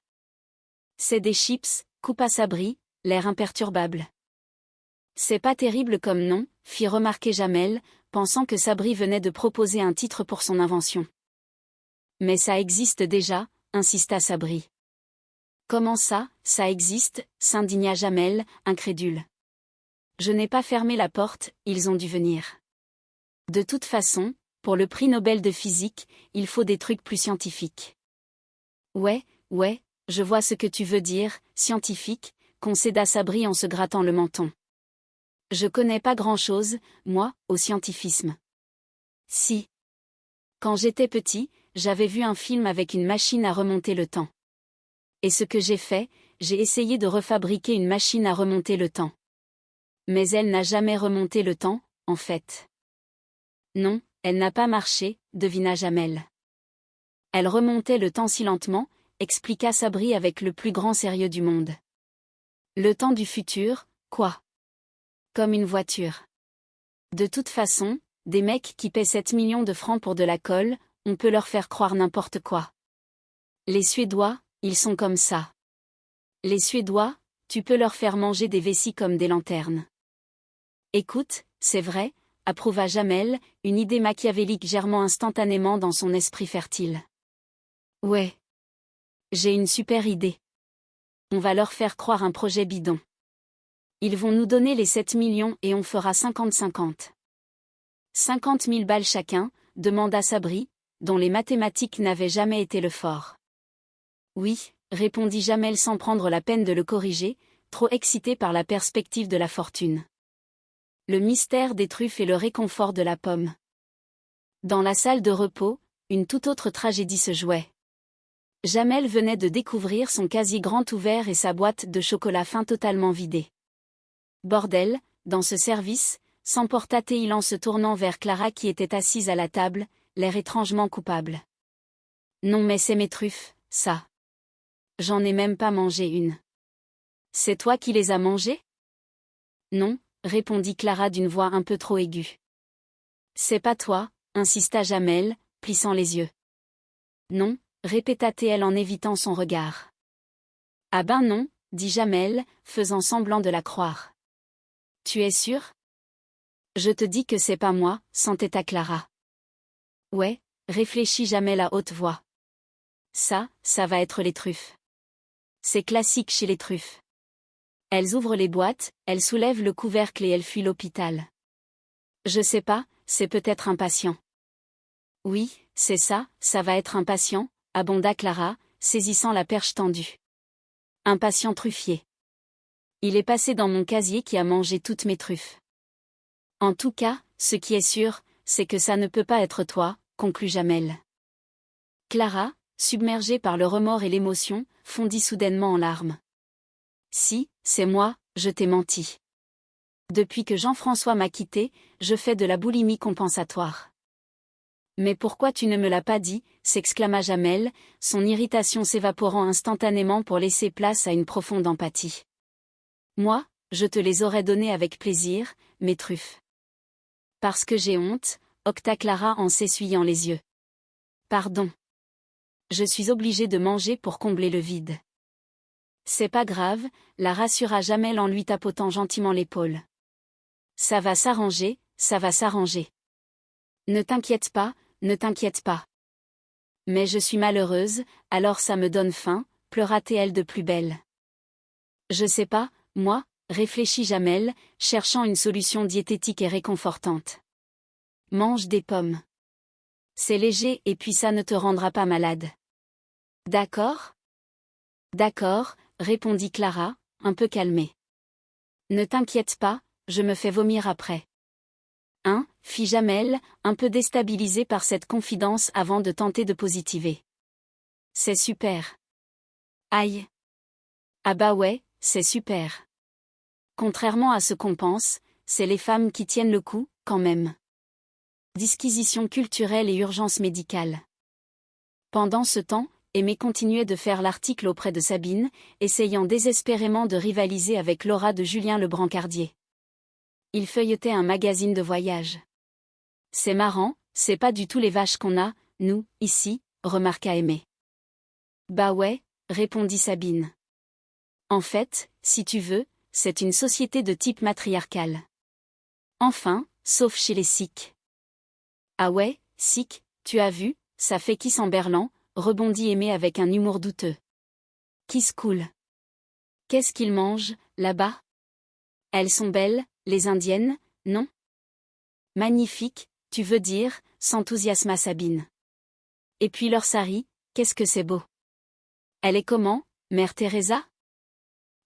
Je ne sais pas, je l'ai vue il y a 2 jours, répondit Aimé de manière totalement mythomane. En fait, elle était plutôt discrète. Sabri, qui passait par là, intervint avec sa délicatesse habituelle, il n'a pas eu le temps de la tirer. Qu'est-ce que tu es con, s'indigna Sabine en s'éloignant, excédée. Qu'est-ce qu'il mange, là-bas, se demanda encore Aimé, imperturbable. Soudain, une alerte retentit dans le couloir. Un brancard arriva à toute allure, poussé par un infirmier affolé. Allez, vite, là, on est en train de le perdre. Qu'est-ce qu'il se passe? Aimé prit immédiatement les choses en main, ou du moins essaya de donner l'illusion d'une maîtrise absolue de la situation. D'accord, pas de panique, on ne panique pas, d'accord. Massage cardiaque, d'accord? Avec moi. Il commença à presser le thorax du patient en scandant un rythme pour le moins inhabituel. Check, baby, 1, 2, 3. Check, baby, 1, 2, 3. Allez. J'adore ce que je fais. Allez. Merde. Le patient ne bougeait plus. Aimé se tourna alors vers une femme en larmes qui se tenait à côté du brancard. Vous faites partie de la famille du mort, madame. Il va falloir être très forte. D'accord? Ça fait partie de notre mission à nous, les hommes en blanc, enfin, en bleu clair, enfin, en mauve, disons, de vous annoncer ce genre de nouvelles. Il faut savoir que le mort est vivant. Et ouais. Il est vivant. Où, l'équipe. Le professeur Tchamelski et le cobaye Arsène Lepin. Dans les vestiaires, Jamel et Sabri mettaient la dernière main à leur plan pour escroquer le comité Nobel. Jamel avait forcé Sabri à enfiler des vêtements d'un autre âge, marron et poussiéreux. Sabri se regardait dans le miroir avec une moue de dégoût. C'est quoi, ces fringues que tu m'as dit de mettre, là? C'est super démodé, on dirait un vieux. Maintenant, il faut qu'on trouve un prénom qui fasse vieux, expliqua Jamel, ignorant les plaintes de son complice. René. Anselme. Non, Arsène, ça, c'est bien, Arsène, proposa Sabri, trouvant soudainement le jeu amusant. Arsène. Maintenant, il faut trouver un nom de famille qui fasse vieux, poursuivit Jamel. Le Pont. Le Pont. Arsène Le Pont. Le Pont, répéta Sabri. Le Pain. Arsène Le Pain. Pourquoi tu cherches un nom, demanda Sabri après un court silence. Pour prouver l'efficacité de la pilule qu'on a inventée, répondit Jamel en sortant un petit tube de sa poche. Tu as inventé le bonbon ça, s'étonna Sabri. J'ai tout peur. C'est une molécule de synthèse qui rajeunit, décréta Jamel avec un aplomb scientifique impressionnant. Il faut lui trouver un nom compliqué, maintenant. Le slice. Ça a un goût de slice, en plus. Non, non. Le cocalis. Le cocalis. D'accord? D'accord. Et toi, tu es mon cobaye. Tu t'appelles Arsène Le Pain, tu as 66 ans, et tu es mon cobaye. D'accord? Comment tu t'appelles? Sabri, répondit machinalement l'intéressé. Tu t'appelles Arsène Le Pain, s'égosilla Jamel. Ouais. Ouais. Tu as quel âge? Attends, il y a. Tu as 76 ans, trancha Jamel, modifiant déjà les données de son expérience. Ouais. Ouais. Ouais. Comment tu t'appelles? Je m'appelle Arsène Le Pain, j'ai 76 ans, réita Sabri, entrant enfin dans son personnage de vieillard. Voilà, et tu as pris une pilule qui fait rajeunir, se réjouit Jamel. Ouais. C'est pour ça que tu as l'apparence d'un jeune. Voilà. Comment tu t'appelles? Arsène Le Pain, confirma Sabri avec une voix chevrotante de circonstance. Jamel installa alors une petite caméra sur un trépied, s'éclaircit la voix, ajusta ses lunettes fictives et commença à haranguer l'objectif comme s'il se trouvait devant un parterre de scientifiques internationaux. Comment vous vous appelez, monsieur? Arsène Le Pain, cria Sabri en arrière-plan. Sabri, je. Monsieur Arsène Le Pain, se reprit Jamel. Ouais. Ouais. Bonjour. Je me présente. Je suis le professeur Tchamelski. Je suis très honoré de m'adresser aux illustres membres de l'Académie de médecine qui se feront un plaisir de parler de mon invention aux éminents membres de l'Académie du jury du prix Nobel qui se déroule en Suède, qui est mon pays préféré. Mon tennisman préféré, c'est Björn Borg. Ma voiture préférée, c'est la Saab. Et mes barbares préférés, c'est les Vikings. Jamel prit une inspiration théâtrale et pointa le petit tube vers la caméra. Voici le fruit de mon invention. La pilule Cocalis. C'est une molécule de synthèse révolutionnaire qui rajeunit. Et pour vous prouver l'efficacité de ma pilule, je vais vous présenter mon cobaye, Arsène Le Pain, qui a 66 ans. Monsieur Arsène Le Pain? Venez. Sabri s'avança en boitillant exagérément, la main sur la hanche. Ah. Ah. Ah. Excusez-moi, mon professeur Tchamelski, je suis un peu dur de la feuille d'oreille. Alors, dites-moi, monsieur Arsène Le Pain, quel âge avez-vous? Demanda Jamel en haussant le ton. J'ai 200 ans, lança Sabri, s'en mêlant totalement les pinceaux. 76 ans, souffla Jamel entre ses dents. Quel âge avez-vous? 76 ans, rectifia Sabri bien haut. Quoi? S'exclama Jamel face caméra, feignant la surprise la plus totale. Dites-moi pas que c'est pas vrai. 76 ans. Mais comment est-ce possible? J'ai avalé une pilule que vous avez inventée et voilà. Fier comme un pigeon, déclara Sabri avec fierté. Alors, écoutez-moi bien, messieurs et mesdames du jury, immergeons-nous dans les détails de mon invention, conclut Jamel, ravi de cette première prise. Tension, jalousie et confidence de couloir. Pendant ce temps, dans la salle commune, Sabri, ayant temporairement quitté ses habits de vieillard, était assis à table devant une magnifique pomme rouge. Aimé entra dans la pièce, l'air sombre, et se dirigea immédiatement vers le fruit. Qu'est-ce que tu leur apportes, toi, à plus de connaissances que ton frère? Est-ce qu'après, tu tiens pas jusqu'aux poupées? Je peux voir. Bouge pas à ma bouffe, connard, aboya Sabri en protégeant la pomme de ses mains. Attends, je ne voulais pas t'en prendre, je voulais juste voir comment c'était fait, se défendit Aimé. C'est rond, c'est rouge, ça a une queue, ça s'appelle une pomme, répliqua Sabri sur un ton professoral. C'est Clara qui m'a conseillé d'en manger. C'est vachement détestif, les pommes. Là, tu vois, tu as un peu une bière gelée et du sucre. Je peux te prendre une taffe, demanda Aimé, qui n'écoutait qu'à moitié. Oui, vas-y, répondit Sabri en lui tendant la pomme. Tiens, tiens, tiens. À ce moment-là, Julien entra dans la pièce, toujours aussi radieux et calme. Aimé le salua avec une ironie mordante. Julien, l'homme parfait dans la ville parfaite. Voilà, il est. Oh. Comme de par hasard, il y a juste assez de café pour une seule personne qui se trouve être moi, tout seul. Tu en veux? Non, merci, pas pendant le service, répondit gentiment Julien. Alors, la vie est belle, demanda Aimé d'un air provocateur. Ouais. Hein? Sabine? Quoi, Sabine? Vas-y, je vais pas au cours. Le fait de Sabine, elle m'a parlé de toi et je crois que tu es là-bas avec elle. Ah ouais, tu as parlé de moi, où ça? Dans ta péniche? Dans ta petite cabine avec la petite Sabine? Pas du tout, répondit Julien, un peu las de ses enfantillages avant de bousculer maladroitement une étagère, faisant tomber un dossier. Ah, merde.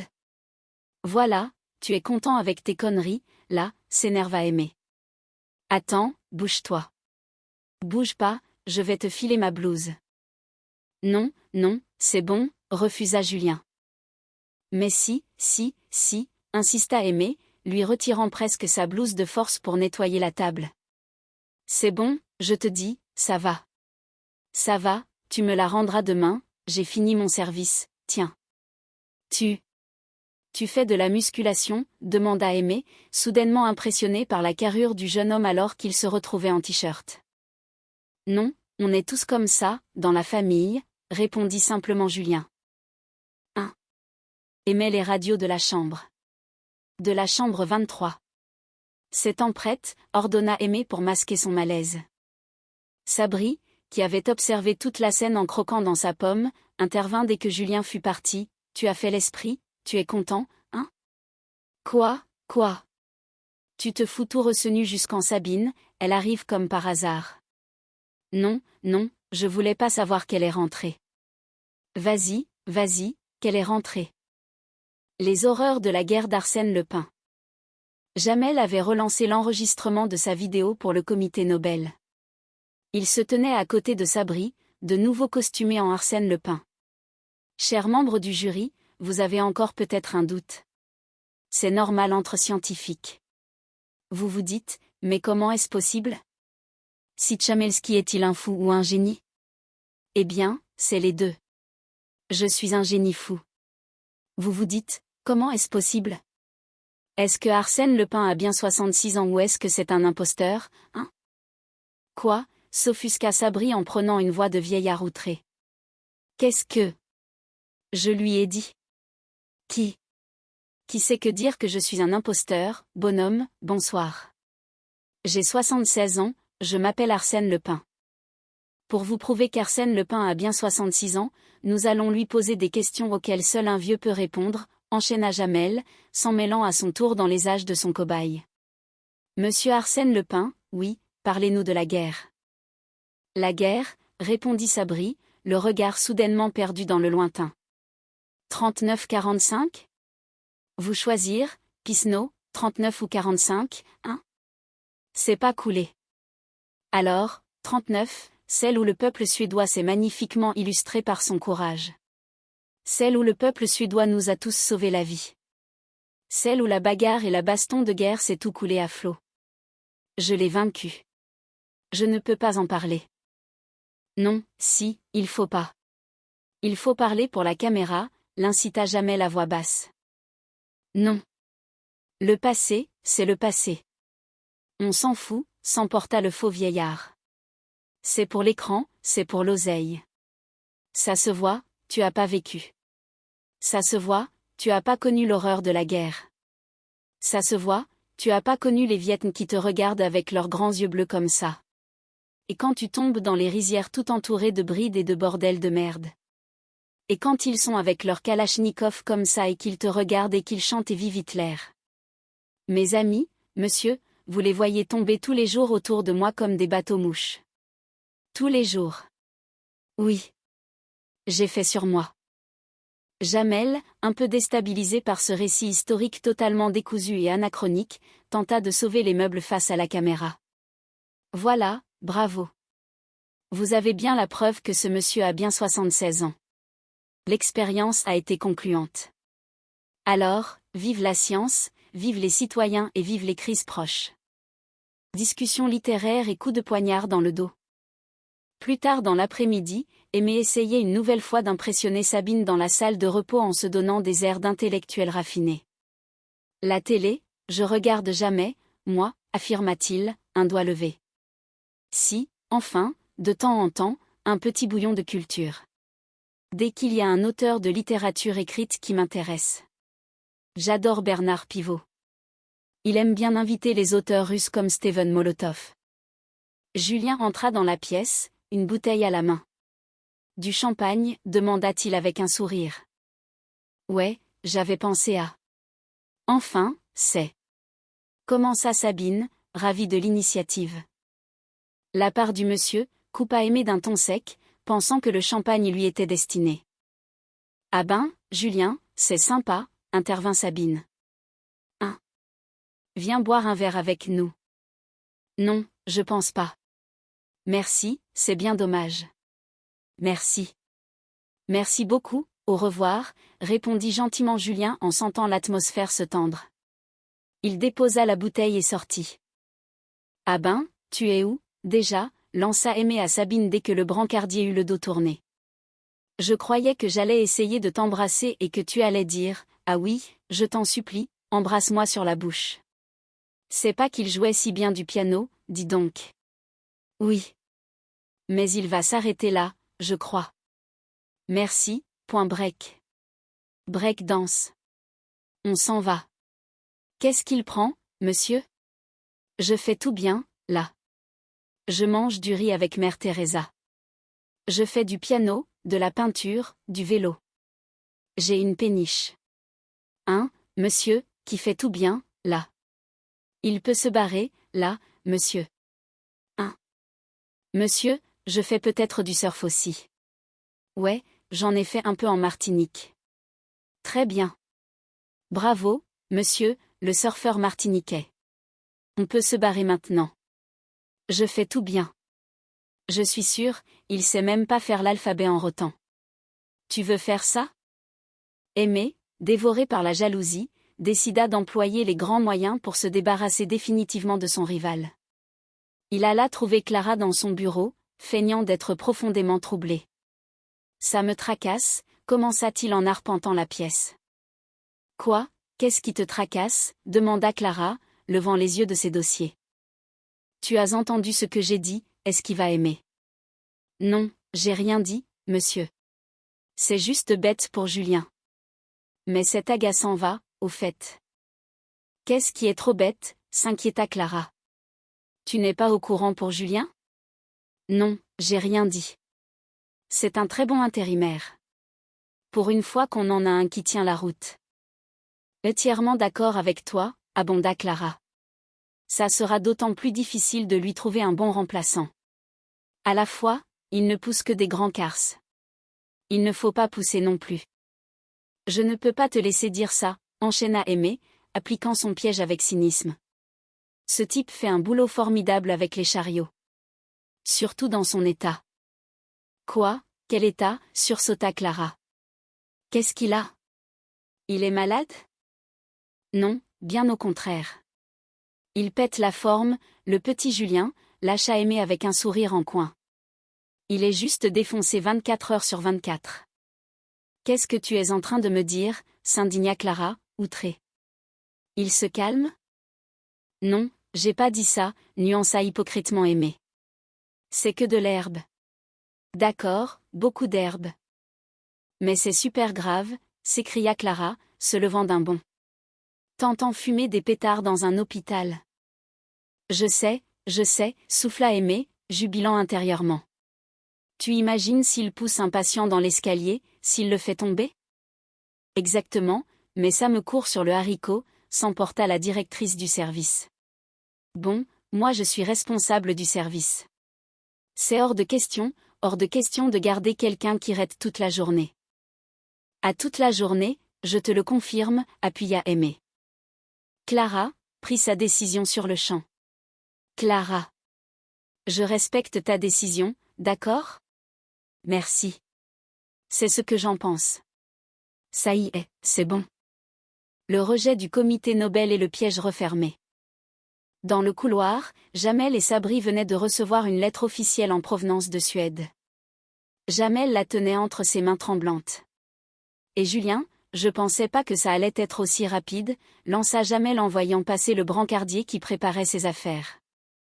Qu'est-ce que c'est? Peut-être c'est de l'argent. Ah non. Un chèque, peut-être c'est un chèque plié en deux. Jamel décacheta l'enveloppe et commença à lire à haute voix, sa voix faiblissant à chaque mot. Chers confrères, nous avons bien reçu votre exposé. Comme vous vous en doutez, nous ne ferons pas suivre votre dossier à l'Académie du prix Nobel. Dans notre profession, nous n'avons que trop le temps de rire. C'est pourquoi nous vous remercions pour votre plaisanterie, car nous ne pensons pas que vous êtes sérieux. Si c'était le cas, nous serions dans l'obligation de contacter les forces de l'ordre et de porter plainte pour un escroc mécrit. Mais pourquoi, se lamenta Sabri, incrédule. On avait tout fait bien pourtant. Mais pourquoi? J'en dis non. On avait tout fait bien pourtant. C'est pas grave, tenta de le consoler Jamel, bien que lui-même soit dépité. Mais ne t'énerve pas. Tu sais ce qui compte dans la vie, mon petit gars.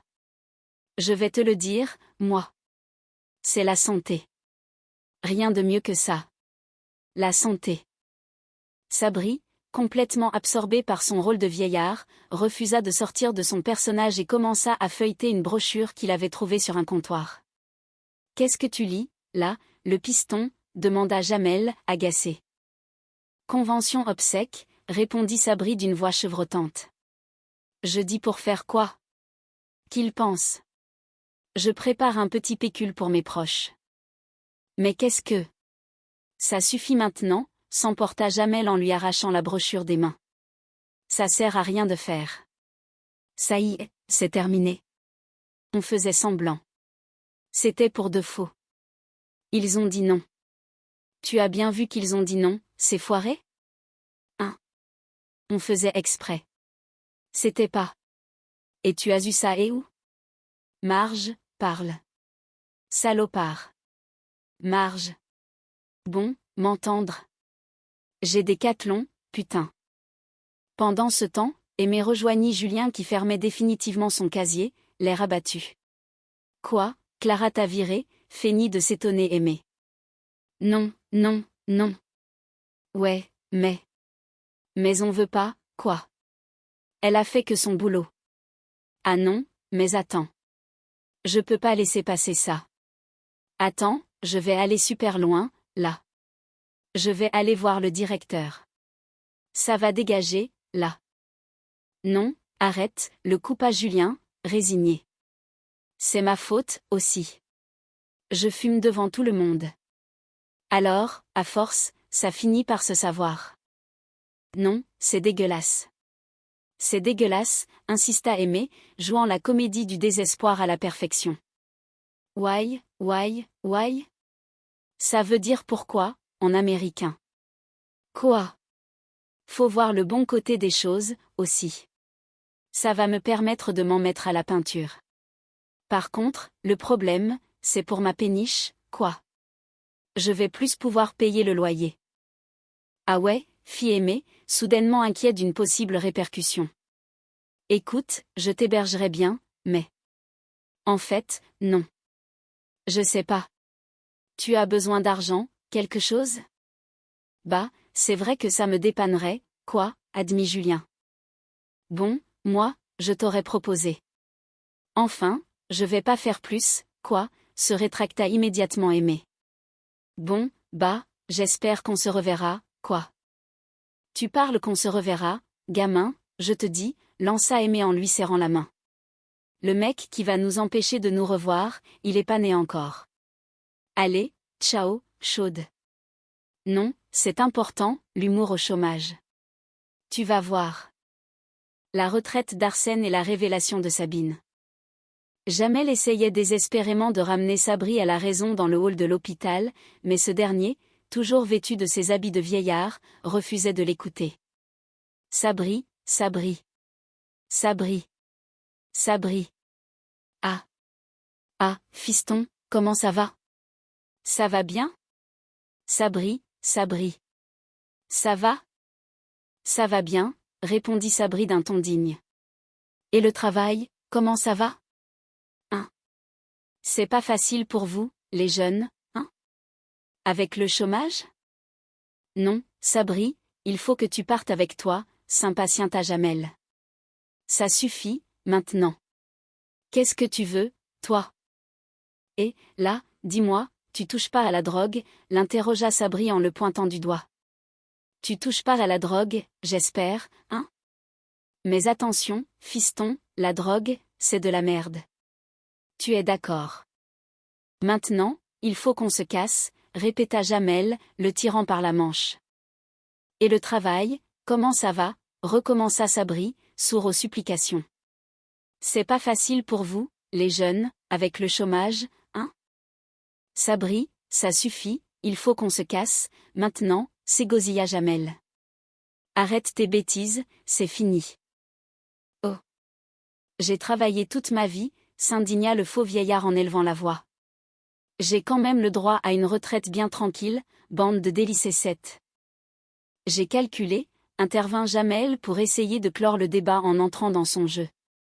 Ta totalité, 7 points retraite. La sécurité sociale, elle te prend en charge 3h30. Il faut qu'on y aille. Reste d'ici, prends tes pneus de nouge. Qu'est-ce que c'est que ça? Alors. Tu veux? Même 18h, en plus. Allez, faut nous laisser, c'est l'heure de dîner. Allez, tiens. Regarde. Voilà 5 francs, va les mettre sur ton livret. Allez. Allez. Va nous laisser. Et demande-moi un velouté. Je veux du velouté. 2 tomates. Merde. Un peu plus tard, Aimé et Sabine se retrouvèrent près du comptoir. Aimé, pensant avoir définitivement gagné la partie, tenta de compatir hypocritement. Moi, je trouve ça con qu'il se soit fait virer, Julien. Vraiment. Mais pas moi, répondit Sabine avec un grand sourire mystérieux. Ah bon? Pourquoi tu ne l'aimais pas? Ça te fait plaisir, s'étonna Aimé, ravi de cette tournure des événements. Ah, ça te fait plaisir, hein? Tu as vu, c'est marrant, parce que maintenant que tu le dis, moi, Julien, je trouvais pas si. Non, ce que je veux dire, expliqua Sabine, c'est que s'il ne s'était pas fait virer, il aurait pu payer le loyer de sa péniche et il ne m'aurait pas demandé de l'héberger. Ah ouais, blêmit Aimé. Parce que tu l'héberges? Ouais, confirma TL, rayonnante. Tiens, regarde, du coup, il s'est remis à la peinture. Sympa, ça. Il m'a dessiné. Ah oui, murmura Aimé, le cœur au bord des lèvres. Alors, ça, c'est moi, montra Sabine sur une toile. Et ça, c'est. Ah ouais, mais c'est toi complètement nul, hein, tenta de dénigrer Aimé. Mais comment? Ah, il est doué, quand même, finalement, poursuivit Sabine, ignorant les critiques. Parce qu'imaginez le corps de la femme qui vous héberge en plus dans le salon, dans un clic-clac. Il dort pas dans le clic-clac, demanda Aimé, blâmant le pire. Il dort par terre, questionna Sabri, qui venait de s'approcher, débarrassé de ses habits de vieux. Mais non, il dort pas par terre, sourit Sabine. Mais il dort où, alors, s'étouffa Aimé. Non, mais il faut pas que tu lui en veuilles, confia Sabine à Aimé. C'est moi qui l'ai dragué.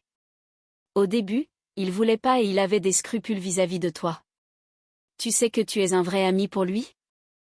Ouais, je sais. C'est un super pote, grinça Aimé, au bord du gouffre. Ça veut dire que si on a des enfants tous les deux, tu veux bien être le parrain? Ça me ferait tellement plaisir, s'enthousiasma Sabine. Ah, c'est génial. Faut que je t'embrasse. Allez, conclut Sabri en serrant Sabine dans ses bras sous le regard pétrifié d'Aimé.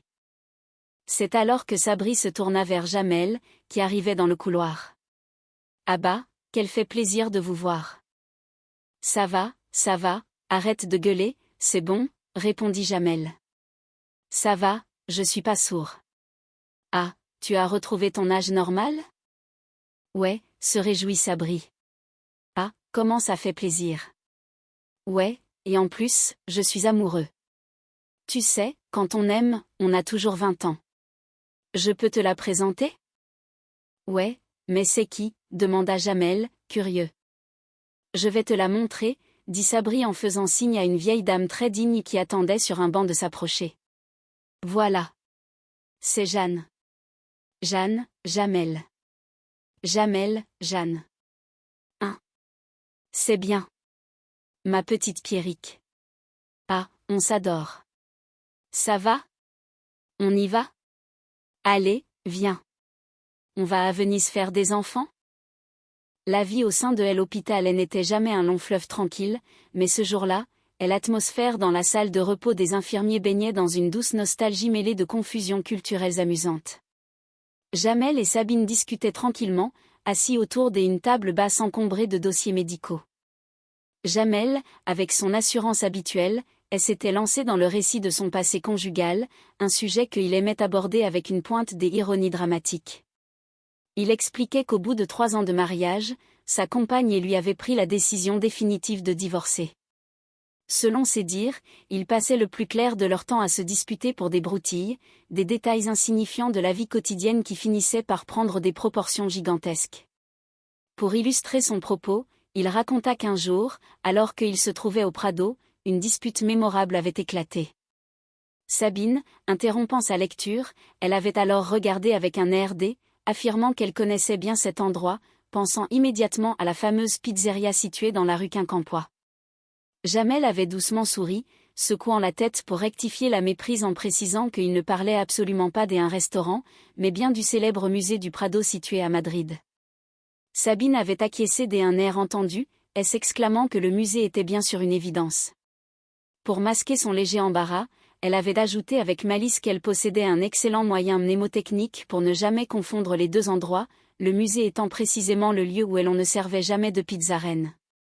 Jamel avait repris le fil de son histoire, se remémorant qu'il se trouvait à ce moment-là devant le chef-d'œuvre absolu intitulé Le Jardin des Délices, peint par le grand maître Jérôme Bosch.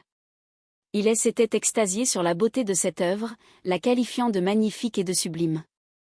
Sabine, voulant participer à la conversation artistique, avait alors affirmé qu'elle avait visité l'atelier du peintre à l'époque où celui-ci n'avait pas encore terminé son œuvre, mentionnant un peintre qui aurait commencé son travail au XIVe siècle. Jamel, un peu décontenancé par la chronologie approximative de sa collègue, avait simplement conclu que tout cela démontrait surtout que sa dernière visite au musée du Prado remontait à une époque fort lointaine. Il s'était alors rapproché de Sabine avec un regard charmeur, affirmant que l'endroit où il parlait le mieux de peinture et d'art restait sans conteste chez elle, la qualifiant affectueusement de coquine.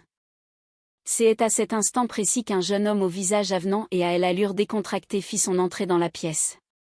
Il salua poliment l'assistance d'un simple bonjour et se présenta sous le nom de Julien. Il expliqua qu'il était le nouvel intérimaire engagé pour occuper le poste de brancardier au sein du service.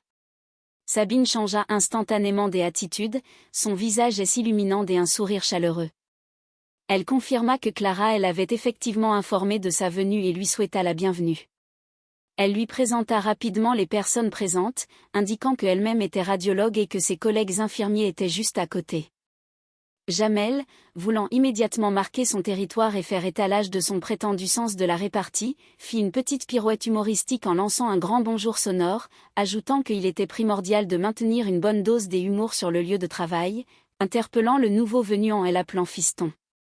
Julien, sentant qu'il interrompait peut-être une discussion privée, s'excusa poliment, affirmant qu'il ne voulait pas les déranger dans leurs occupations. Sabine s'empressa de le rassurer, affirmant qu'ils ne dérangeaient absolument pas et qu'ils étaient simplement en train de converser joyeusement au sujet de la grande peinture classique. Jamel, désireux de tester les connaissances du jeune intérimaire, lui demanda s'il connaissait Jérôme Bosch, en prenant bien soin de préciser, avec un brin d'ironie, qu'il ne parlait pas de l'inventeur célèbre du lave-linge, mais bel et bien du peintre hollandais historique. Julien, loin d'être intimidé, répondit avec un enthousiasme sincère, confirmant qu'il connaissait parfaitement à l'œuvre du Jardin des Délices exposée au Prado, la qualifiant de véritablement magnifique. Il ajouta avec une grande pertinence que ce qui demeurait le plus frappant dans cette peinture était la quantité impressionnante de personnages fantastiques et mystérieux que l'artiste avait réussi à intégrer dans sa composition. Jamel, feignant de maîtriser totalement le sujet, abonda dans son sens en énumérant de manière totalement anachronique et fantaisiste des héros de bande dessinée modernes comme Spider-Man ou Elastic Man, poussant la plaisanterie jusqu'à inventer des noms absurdes. Julien, gardant son sérieux, continua son analyse esthétique en soulignant que lorsqu'on avait la chance d'observer le tableau en réalité, le rapport subtil entre la précision du dessin et la vivacité de la couleur était véritablement saisissant. Sabine, impressionnée par une telle érudition chez un jeune brancardier, lui demanda s'il possédait une formation particulière en histoire de l'article. Julien répondit modestement qu'il avait étudié quelque temps aux Beaux-Arts, mais que cela ne signifiait pas grand-chose en soi, avouant qu'il s'amusait simplement à gribouiller et à dessiner de temps en temps, lorsqu'il parvenait à trouver un moment de liberté, à bord de sa péniche. Le mot fit immédiatement réagir Sabine, qui s'exclama avec admiration, fasciné par ce mode de vie original. Jamel, quant à lui, tenta de tourner la situation en dérision en affirmant qu'il aurait adoré prendre ses repas sur une embarcation de ce type. Sentant que la complicité grandissante entre Sabine et Julien commençait à lui échapper, Jamel décida d'abréger l'entretien, déclarant sur un ton péremptoire qu'il était grand temps de se remettre au travail et d'aller retrouver Clara. Il poussa gentiment Julien vers la sortie, lui disant de filer, tandis que Sabine continuait de s'intéresser à la vie fluviale du jeune homme, lui demandant si sa péniche se trouvait loin de l'hôpital. Julien répondit qu'en partant d'ici, il ne lui fallait que 10 minutes en utilisant son vélo, ce que Sabine jugea tout à fait raisonnable. Avant de quitter définitivement la pièce pour entamer sa tournée, Julien salua une dernière fois ses nouveaux collègues en leur souhaitant une excellente journée, ajoutant au passage que son peintre de prédilection restait Théodore Géricault. Jamel, resté seul avec Sabine, leva les yeux au ciel en qualifiant cette préférence de ridicule, se demandant avec ironie pourquoi il n'avait pas plutôt choisi Jerry Lewis, avant d'être interrompu par l'arrivée soudaine et bruyante de Sabri. Sabri entra en trombe dans la salle de repos, brandissant un journal de médecine avec une excitation non dissimulée, appelant Jamel à grands cris pour lui demander s'il avait pris connaissance de la dernière grande nouvelle scientifique. Jamel, un peu agacé par ce remue-ménage, lui demanda de quoi il retournait exactement. Sabri commença à lire l'article avec enthousiasme, annonçant qu'un éminent chercheur nommé Gilles de Gênes venait de recevoir le prestigieux prix Nobel de physique. Jamel, interrompant immédiatement son ami, affirma avec aplomb que cela était strictement impossible, soutenant que cette personne n'était pas un physicien mais plutôt un artisan spécialisé dans la fabrication des assiettes décoratives. Sabri, confus, tenta de déchiffrer les explications compliquées, bafouillant sur les termes techniques. Jamel lui demanda de reprendre la lecture calmement depuis le début.